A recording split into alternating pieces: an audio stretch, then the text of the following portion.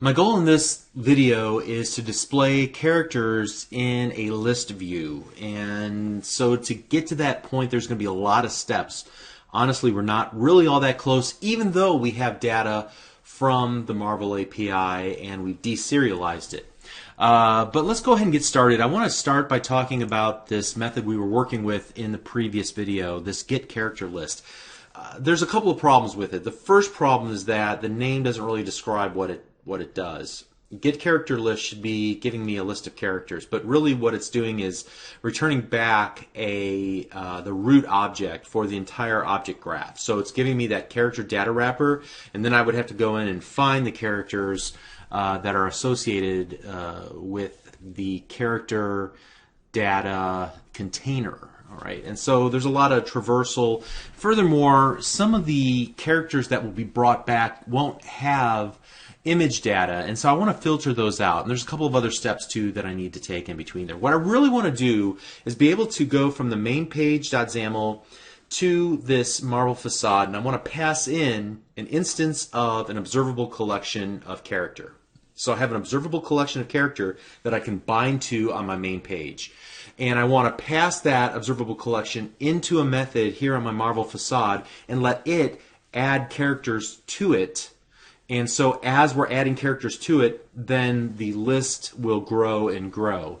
So to accomplish that, what I want to do is change, first of all, the name of this method from getCharacterList to getCharacterDataWrapper, and then I'm going to make this a private helper method. Then I'm going to call into that from a public static async task called populate Marvel characters, and then you're going to pass in a observable collection of character called Marvel characters, something like that. All right, I'm going to need to add a using statement for the benefit of the observable collection. And then what I want to do is make a call into, so var characters equals, actually, let me start back over again. Get character data wrapper equals get character data wrapper. Okay. Then what I want to do is var characters equals character data wrapper dot, and so I'm going to have to traverse through the character data container, and it has a property called results, which is a list of characters. So let's go data, so character wrapper data, and I see where the issue is. It's not giving me what I expect in IntelliSense because I didn't add the await keyword. And now I should be able to use IntelliSense and find what I'm looking for. Get data dot results, and that should give me back a list of characters. Now what I want to do is iterate through the list of characters. So for each var character in characters, and I'm going to add each character to the Marvel characters that I passed in, the observable collection of character, like so. Whoops. Character. There we go. Now in between here I need to filter out, so filter characters that are missing thumbnail images. And so what we'll do is this: if the character dot thumbnail is not equal to null, and the character dot thumbnail dot path is not equal to an empty string, And then from experience, I know there's one more situation. Whenever a character, it's possible that a character's thumbnail doesn't exist. It's possible that a character thumbnail, the path is empty string, but it's also possible that they return back this long URL that will actually display an image, but it's an image not available image. It has like a little outline of a character with not available, the text inside of it. So this is what we'll do. Character.thumbnail.path is not equal to this magic string, this URL that I have. Okay. Now, before we go any further, I'm going to take this magic string, I'm going to cut it out, and I'm going to put it in a constant. Private constant string image not available path equals, and then we'll paste that string in there. And I'll copy and paste that here. So now we're pretty sure that the character has an image and we can use them in our application. So at that point, then we're going to add them to the application. Now let's take a look at the documentation. Go to the How-To section and look at images.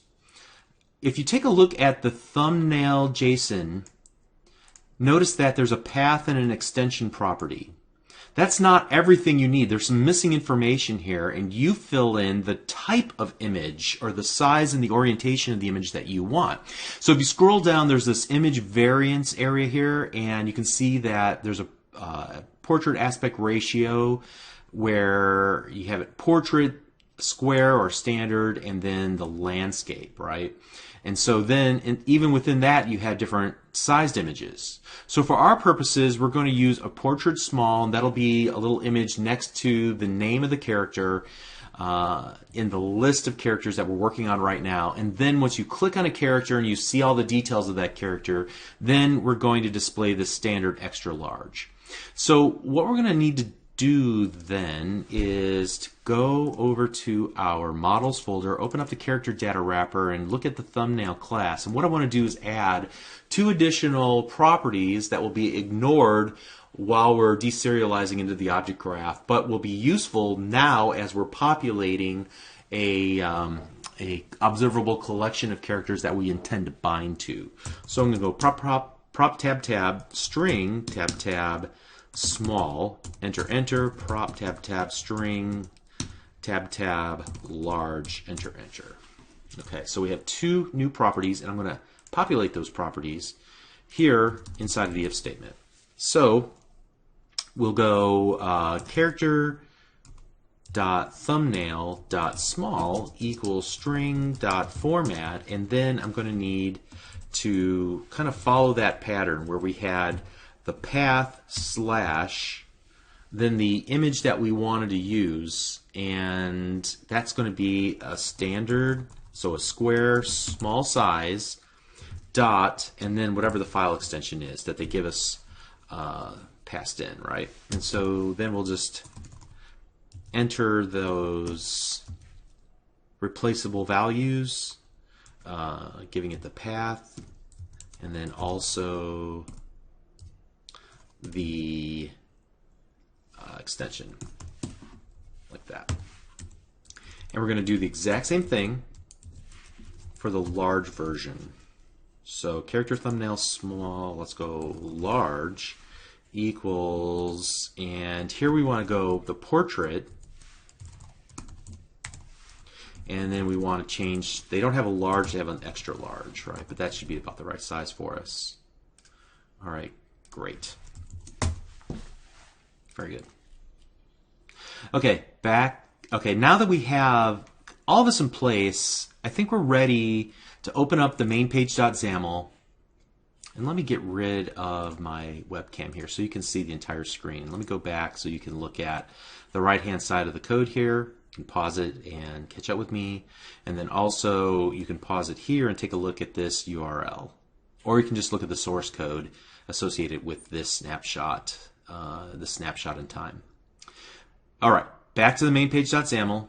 Let me get rid of that, and let's open up the main page.xaml.cs, And what I'm going to want to do is to create a property. So prop tab tab. This is going to be an observable collection of character called Marvel Characters. And I'm going to need to add a using statement for the observable collection and a using statement for the character. All right, very good. Then I'm going to want to, in the initializer for the main page, I'm going to create a new instance of Marvel Characters. So Marvel Characters equals a new observable collection of character. So far, so good. Now, we're not going to have a button click event, and we really don't need any of this stuff anymore. So I'm going to strip all that out, and we'll come back to it later. In the main page.xaml, I'm going to get rid of the button, and I'm going to remove the background. And inside of here, what I want to do is use that technique that we learned about earlier in this series, where we have content on the left and content on the right in a wide layout. But when the layout becomes smaller, we're going to take the content on the right and move it beneath the main content on the left. And so to accomplish that, what we'll do is we're going to create a 4x4 grid. So we'll go grid.row definitions, and we'll create two row definitions. And we'll set the height of the first one to star and the height of the second one to auto. And we'll modify some of this information, especially the column information, whenever we add the adaptive triggers. So column definitions. And we're going to make the first column definition auto and the second column definition width equal to star. Now there's one last thing that I want to do, and that's add a row definition that will contain attribution text. We'll talk about that in just a little bit, but I'm going to set the height of this last row equal to like 30 for now. We can adjust that later. All right, so to begin with, on the left-hand side, we're going to have a list view. On the right-hand side, we're going to have a grid that will contain all the details. So we're going to follow this design pattern called master detail, where you have a list of items on the left, you select an item on the left, and it shows the details about that item on the right. So we're going to give this the name master list view, and we'll refer to it like that throughout the remainder of the series. And then we're going to call this grid's name detail grid, and there will be a bunch of other stuff that goes inside of this. Finally, I'm going to add a text block, and I'm going to set the name of that to, well, I don't even know if I need to set a name. Let me just set the text equal to attribution. We'll come back to that in just a little while. And I'll make the vertical alignment center and the horizontal alignment center. All right, let's get that up here and move these guys down to their own level. And finally, what I want to do is add a progress ring. And that progress ring, we're going to initialize it whenever we're making a call into the Marvel API, because it could take a while, and then we will hide it whenever we we've gotten the information that we need. So what I'll do is I'm going to give it a name because I need to access it programmatically. My progress ring, and I'll make the width 100 and the height 100, and then I'm going to set the foreground equal to gray.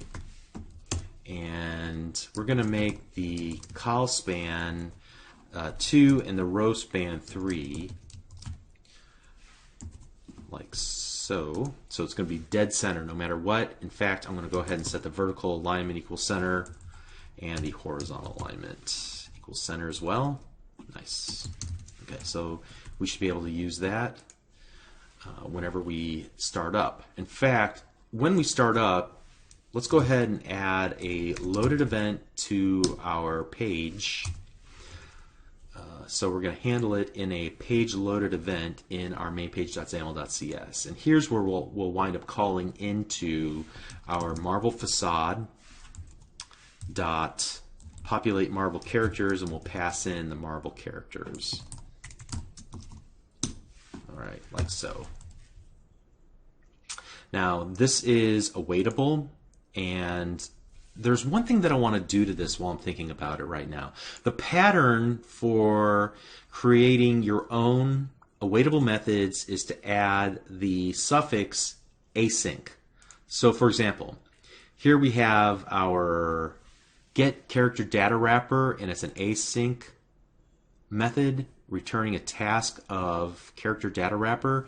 It's a pattern to add that suffix so people know that this is intended to be an awaitable task. So we're changing the name to get character data wrapper async, and I'm going to hit Control period on my keyboard to open up the refactoring menu in IntelliSense, and it's going to then rename everywhere I called into get character data wrapper.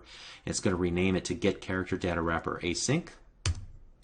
And notice that now every call to it, which we made the call right here in our code, notice that it has renamed it for us. And we'll do the same thing with populate marble characters. I'm going to add the async keyword on the end, and then hit Control period on my keyboard, and I'm going to choose the refactoring to rename that as well. And so now in our main page.xaml.cs, it should have the new name, and it does. Of course, now it's awaitable, so we're going to have to call await. That means that we're no longer void, or actually, let's just do this async like that. Great. And the next thing that we're going to do is, let's go ahead while I'm thinking about this and go my progress ring.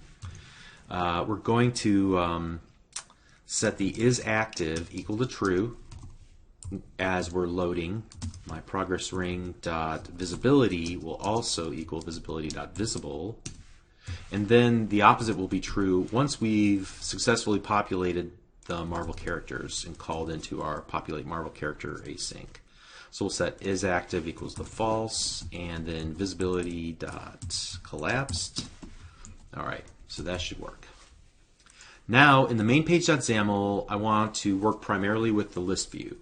And I'm going to databind to that marble characters. So let's go set the items source equal to xbind marble characters, like that.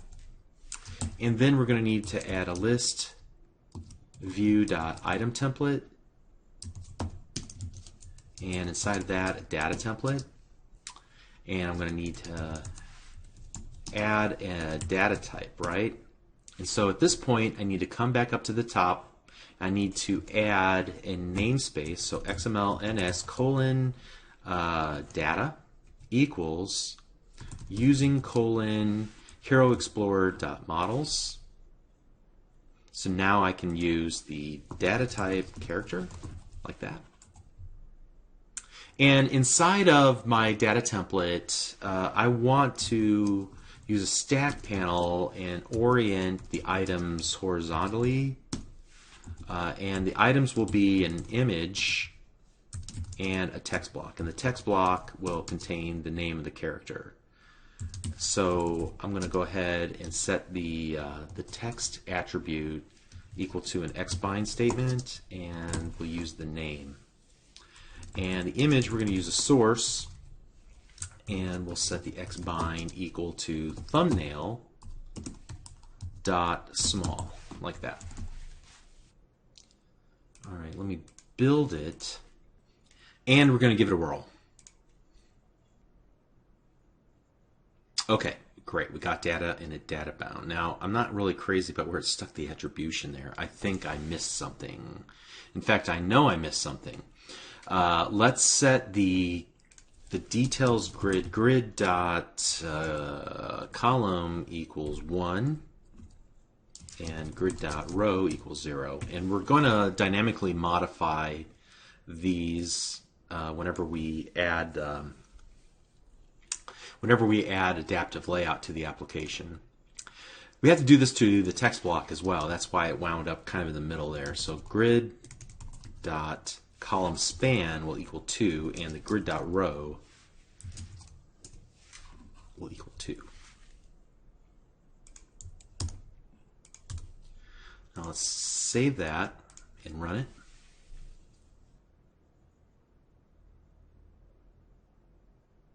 Okay, now a couple of things. I'm not crazy about the frame counter. We'll get rid of that. I'm not crazy about these little squares. They're just not inspiring. I've got a better idea there. And then let's tackle attribution as well. If you take a look at the Marvel API and you go up to the top into the how-to section and you select attribution and rate limits, we're going to learn two important pieces of information. Let's scroll down and look at attribution. It says that every time you display any information from the Marvel Comics API, you need to use the text on every screen or web page. So it's this data provided by Marvel, copyright. Now, they didn't update this for 2015, but I know that that's their intent. If you take a look at, I'm just going to copy this to my clipboard and we'll come back to it in just a moment here. If you take a look at the interactive documentation, and making sure I'm logged in here, and I am. Let's open up characters, and let me just bring back like 2 characters and try it out. If you take a look at what's brought back, there is attribution text that's provided. It's almost identical. It's just 2015. So I'm going to hard code it in my application, but ideally you would pull that from that top level root object, the data character wrapper. Okay, so I'm going to go back here and just hard code this text and change 2014 to 2015. So text block text equals data provided by Marvel, period, and then the copyright symbol 2015 Marvel. And we might address the date later or just pull from our call out to Marvel. All right, so far so good. Now, I said that I had an idea for the image. I wasn't really crazy about how we went about it. What I'm going to do is actually put every image inside of an ellipse. So I'm going to use the ellipse to kind of define the boundaries, and inside of that I'm going to use a different brush, not a solid color brush, not a gradient color brush, but rather an image brush. And the image brush will have the image that will bind to from the character object. So we'll just start off with an ellipse, easy enough, right? Width equals 45 and height equals 45. And then inside of that, I'm going to use ellipse.fill, and I'm going to put an image brush. I'm going to set the image source equal to a binding statement, so x:bind thumbnail dot small. Spell it right, like that. And I missed a quote mark there. What am I missing? And I missed a quote mark there. Wow, I'm slipping. Okay, let's try this again. Attribution text looks good. Still got to get rid of that frame counter. Okay, so now look at the effect that we get here. There's a circle. Very nice. The next thing that I want to do, well, let's do a couple of things. I'm going to add a little bit of, let's put like, for example, the vertical alignment here equals center. I'm going to use font size equals something a little bit larger, like 18. And then I'm also going to add a margin equal to 10 pixels. Well, yeah, 10, no, 10 pixels to the left. And overall, I want to add a little margin, 10 from the left, 5 from the top, 0 from the right, and 5 from the bottom between each item. Let's see what that gives us.